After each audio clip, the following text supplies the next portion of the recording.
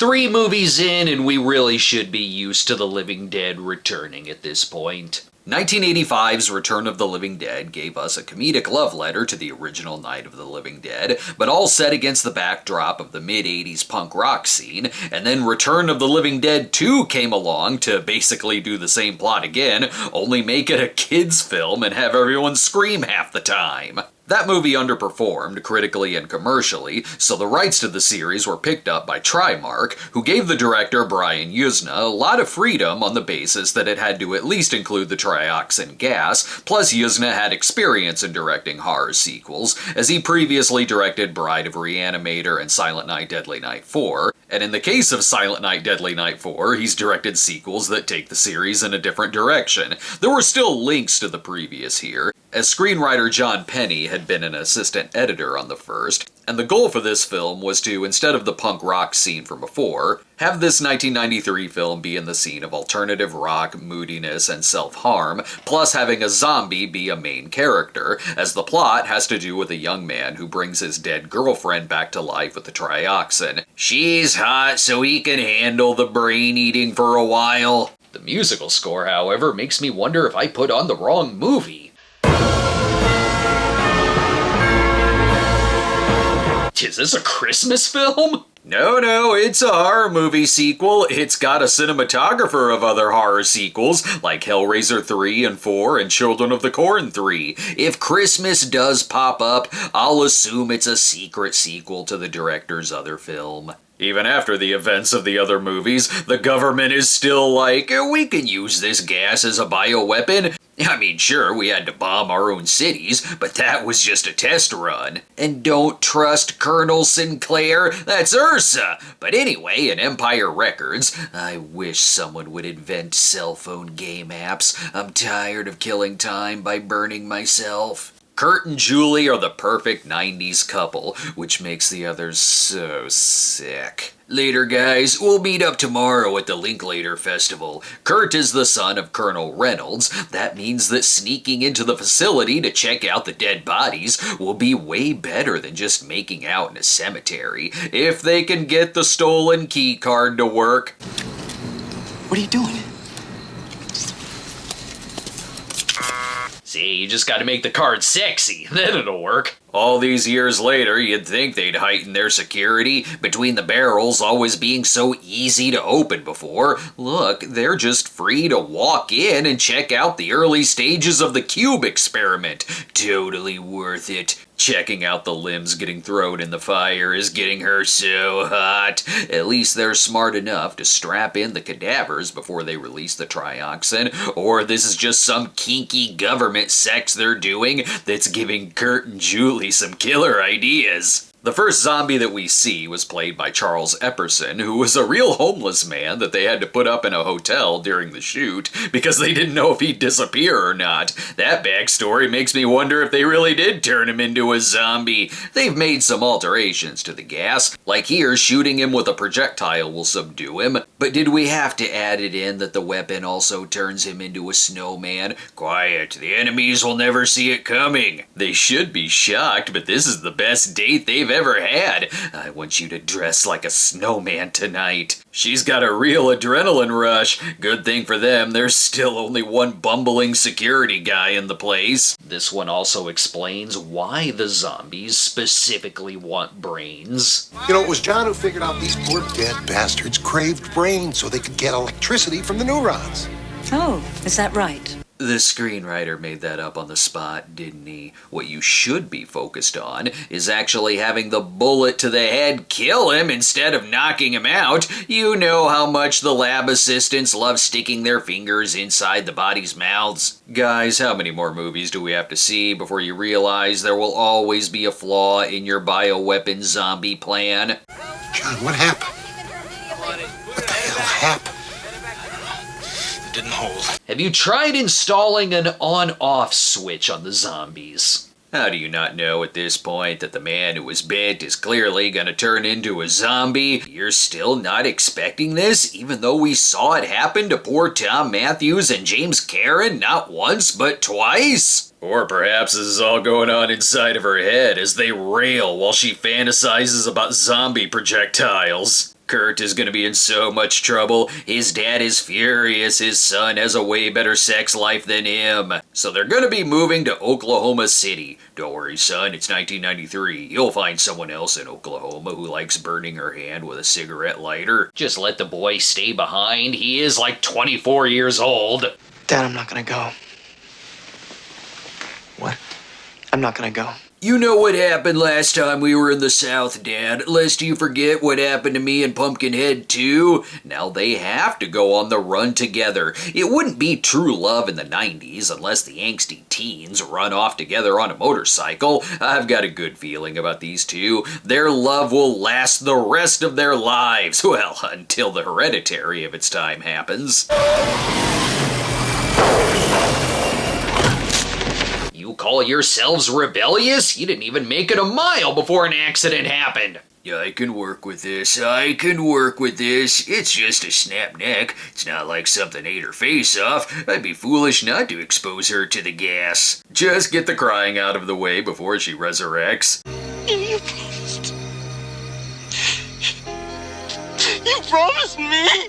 Now you're even. You did promise her that your motorcycle driving wouldn't snap her neck against a pole. Let's take a break. Wait, I got it. Dad's lab is bound to have something to fix my motorcycle. Oh, and my girlfriend.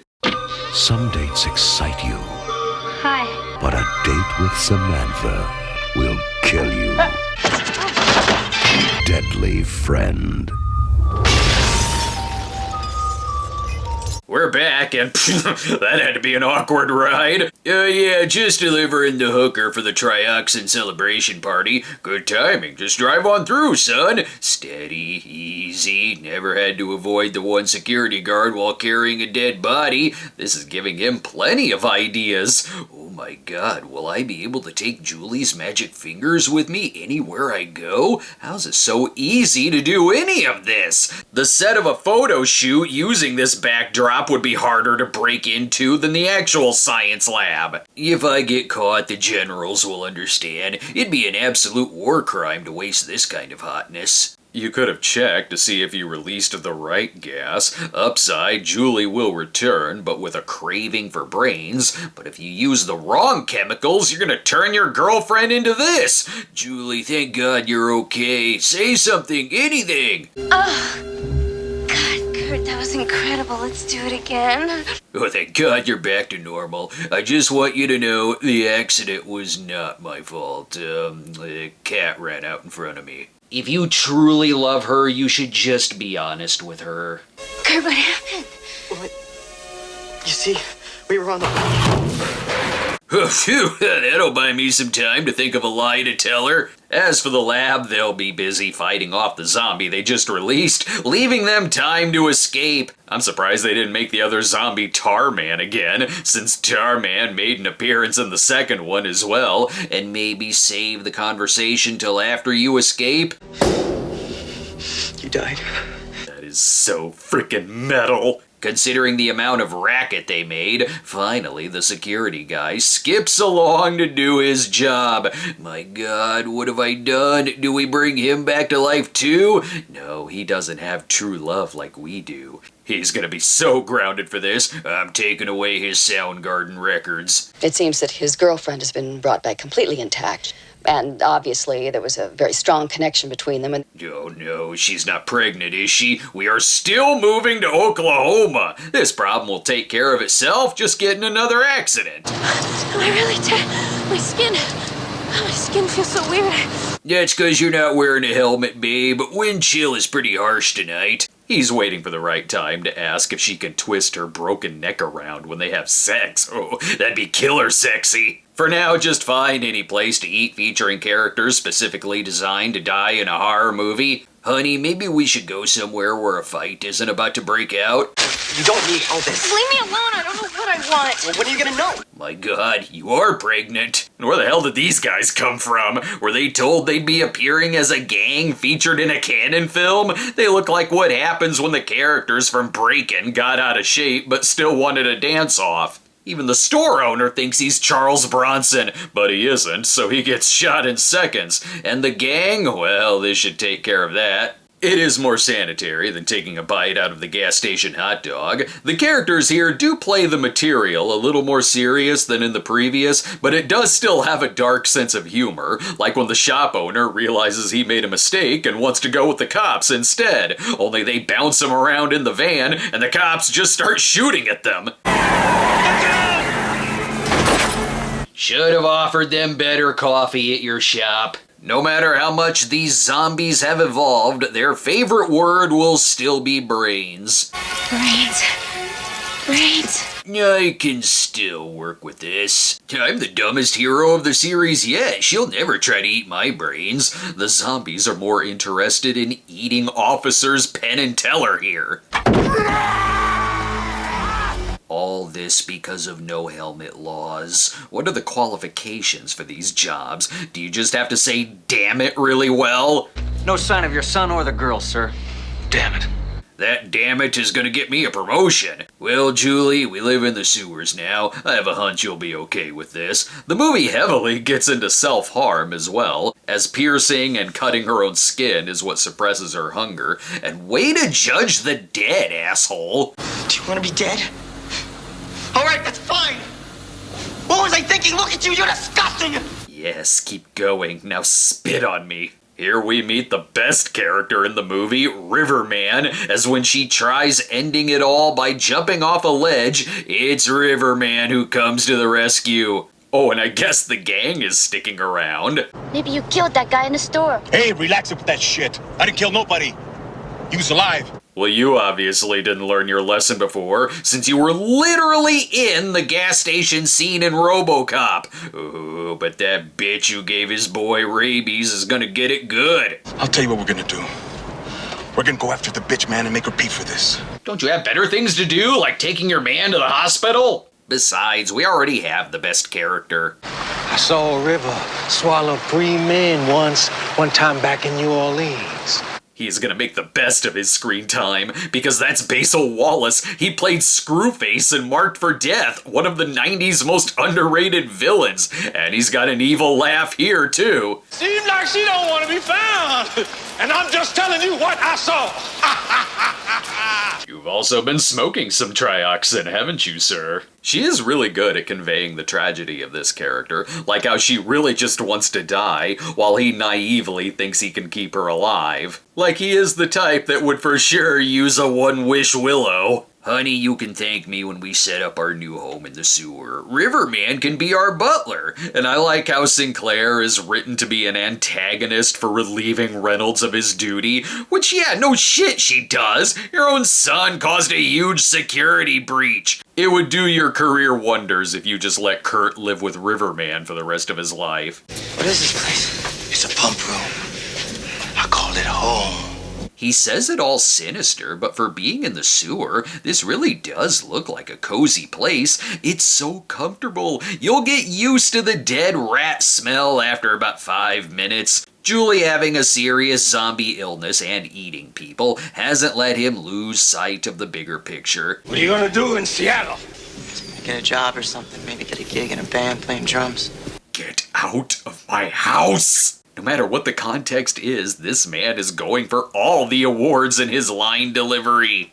What's this? A Mardi Gras coin. Next time you find someone who needs help, you just help them out. And you give them that coin. And you tell them to do the same for somebody else. You found that in a dumpster behind the Aladdin's castle. I kinda love that Julie turning into a zombie is the least of their worries. Their night keeps getting so stressful, they blend in other genres like Gangland thrillers. Anything to keep Kurt from talking about his damn band. We're gonna move to Seattle. I'm gonna get a gig in a band, and you can hang out all night and party and watch me play. Just eat his brains already. Kurt, I'm leaving you for Riverman. With any luck, her cravings will mutate too. Sure, now she has a craving for brains, but when Melinda Clarke was on Seinfeld, she had a craving for a smooth chest. Let's take another break to prepare some bandages. The movie's about to get even moodier. Come see me at my next convention, Planet FunkCon in Davenport, Iowa, June 26th through the 28th, where I'll have copies of my new book filled with even more 90s sex and violence. We're back, and sticking some glass through her hand has made her feel all normal now. Well, I'm gonna pretend I didn't see that. I won't catch anything if I have sex with a zombie, will I? Say, honey, is it okay if Riverman watches? The sex was so good, it put Kurt to sleep while it turned her into uber alt-rock. She's functioning by piercing everything in her body, a sure sign that I'll have to cut around a lot in the finale, much like cutting around the naked dancing in the first, and all the times I had to look around in the background to cut out any nudie pictures on the wall. The most unbelievable thing in the movie isn't the zombies, it's that Kurt would last this long fighting against the gang. This does have a great climax, with Julie becoming one of the best action heroes of the series. I will use my erection as a weapon. Too bad there's so little I can show here. She's got her pierced tits all hanging out. What even is trioxin? Sometimes you'll turn into a regular zombie, but if you're hot and get in a motorcycle accident, you'll turn into a fetish. She makes all the guys think with their dicks as if she isn't gonna eat him the second he's alone with her.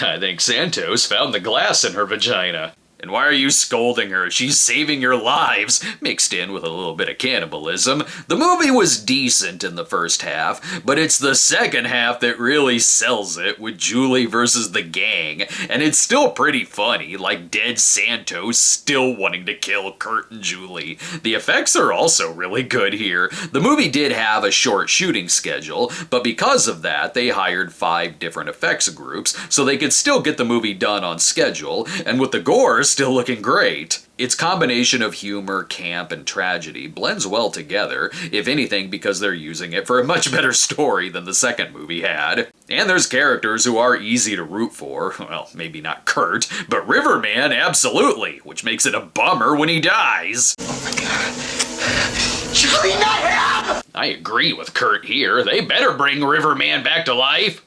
Oh, and now you're asking, what have I done? And not after all the shit that previously happened? They're in here, men. Our first priority is to take out my son. It's the only way to keep him from making any more mistakes that get people killed. Really, though, this is everything Julie wanted out of the relationship. See, she's finally become a snowman. As for now, he owes it to his dad to not put up a fight in moving to Oklahoma City. I still don't think his dad should have a job with this agency. His son is still just walking around and going places he shouldn't. That's why we need Sinclair to stop him. Oh, she just walks right past him? Okay then, by all means, this is a public place. The scientists aren't even questioning why he's lurking around. You're not gonna tell anyone about what you see here, right? We have a strict honor system in this facility. They barely react to him being in the lab. Oh, my mistake, they do react, as in they just tell him all of their top secret information, correcting the mistakes of the past by making Riverman into their new RoboCop. But sir, why? They're all gonna end up like that. Biomechanical weapons driven by meat batteries. Why would you tell him that? What part of you doesn't think he's gonna try to rescue Julie? Or that Riverman isn't gonna keep being awesome?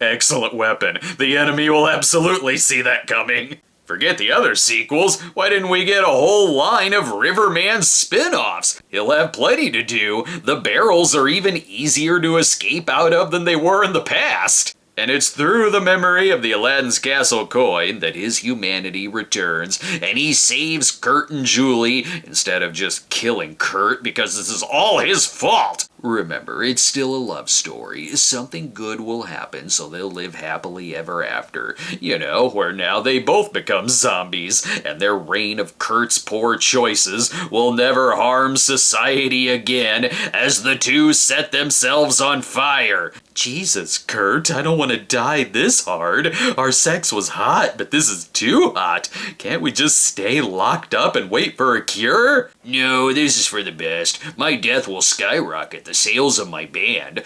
God, I hate you, Kurt. Thus ends what is easily the most acclaimed of the Return of the Living Dead sequels. It's got its flaws, but it is imaginative, crosses over different genres, has a scene-stealing supporting cast, but the real heart of it is the excellent performance from Melinda Clarke, who embraces the exploitation aspects of the movie while making her tragedy feel real. Director Yuzna did want to do a direct sequel to this, but that didn't happen as this only had a very limited release, so others would be brought in to make the back-to-back 2005 made-for-TV sequels, Return of the Living Dead Necropolis, and Rave to the Grave. I've never seen those films before, so maybe they'll turn out alright.